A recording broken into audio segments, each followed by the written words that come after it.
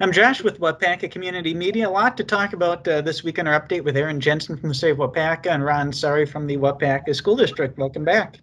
Hey, thanks. So the first thing we want to talk about is something happening. Well, if you're watching this on Wednesday, it's happening tomorrow. It's the school's new event, Fall Kickoff. Tell us about that, Ron.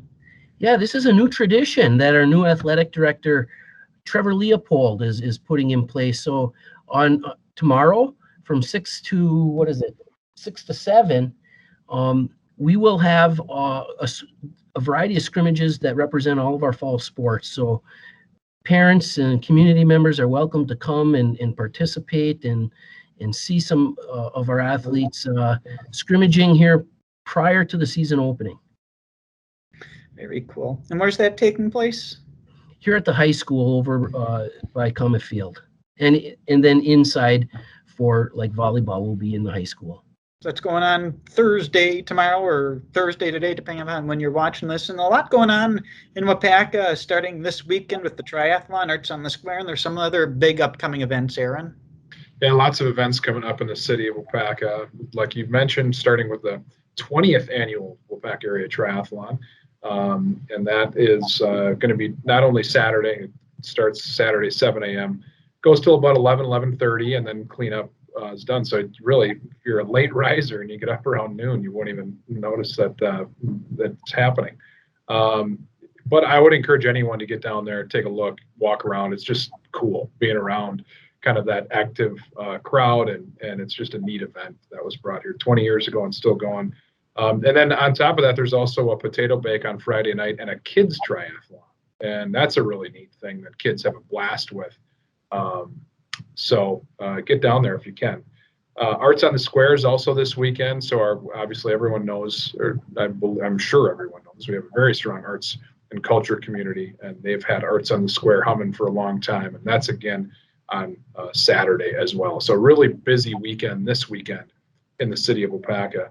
Oktoberfest, that's also happening coming up on September 10th, and that's a fundraiser for our Waupaca Rotary Club.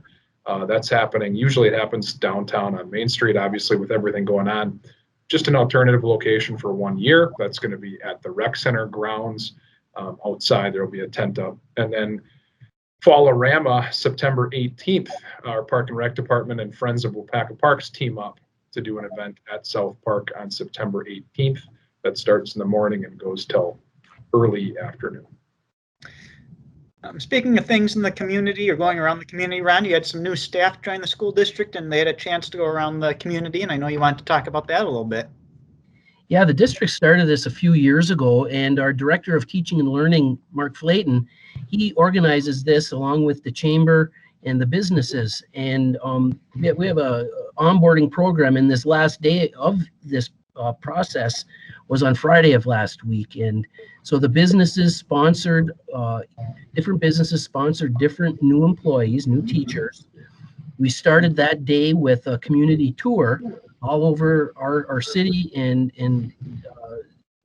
the school district boundaries, and tried to highlight some of the more important pieces. And then we went to the harbor and had lunch. And it was a great opportunity for networking and for the businesses to have conversations with our new employees, and for our new employees to learn about our community as well. So it's a win-win. And that day later on, then we had a scavenger hunt downtown, also sponsored by the businesses, and finished off with some refreshments over at Simpson's at the end of the day on Friday. So it was a great day, and wonderful to see the collaboration between the chamber and the businesses in the school.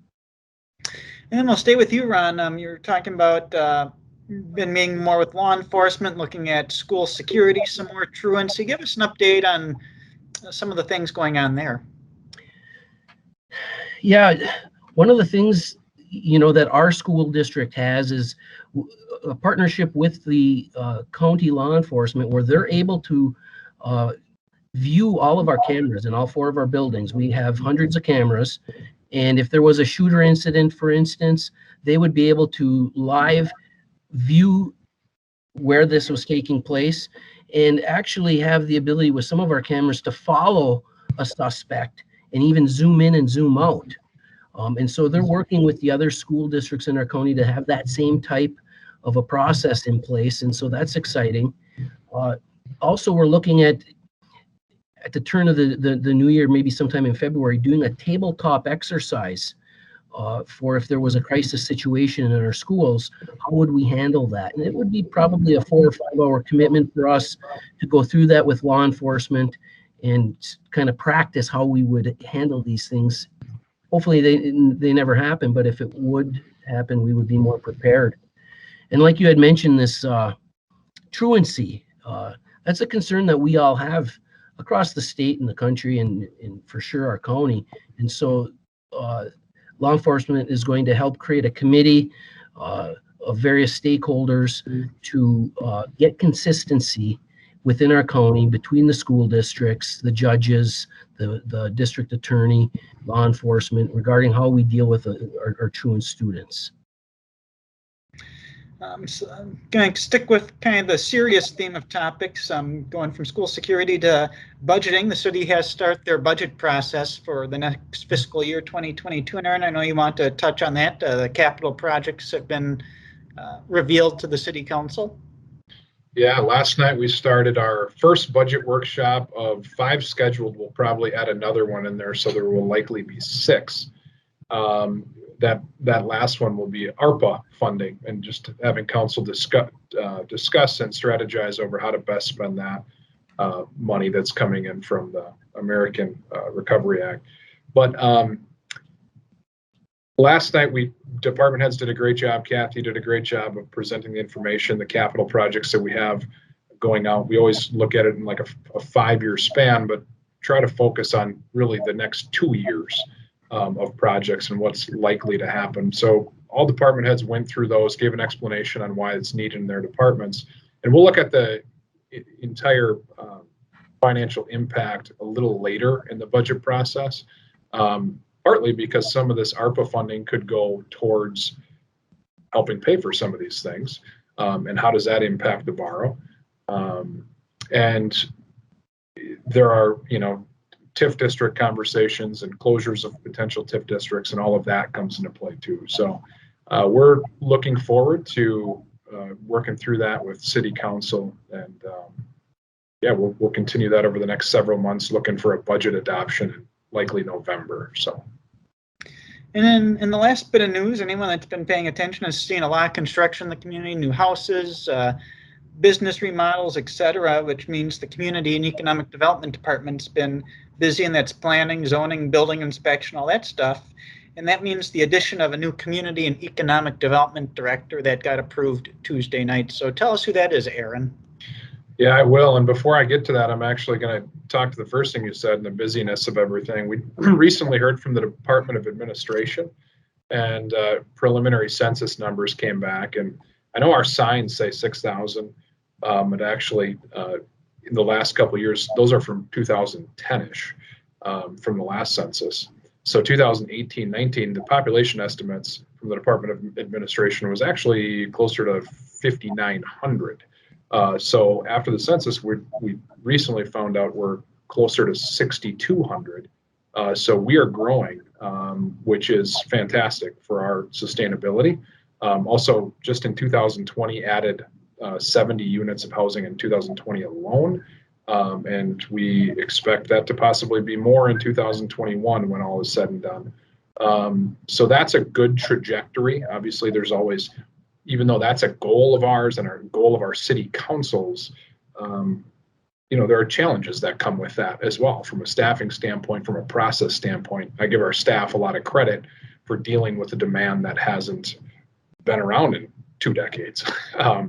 So with that being said, we are bringing on a new community and economic development director. This person will also work with zoning administration, or it will administer the zoning code. And right now we've been doing that through a consultant who works off-site, which that process is just really difficult. Zoning code can be like a different language if you don't work in it every day. For someone who does work in it every day, it can be like a different language. So it'll be great having somebody in the office 5 days a week helping with that customer service side of things. We think we got a really a really good one. His name is Jared Rakew, comes from the village of Cronenwetter.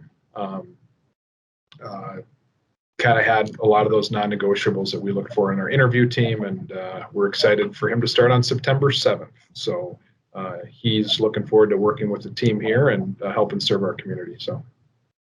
Well, Aaron, Ron, appreciate you getting us up to date. So much going on right now, and good to keep the community informed. Thank you, Thanks, Josh.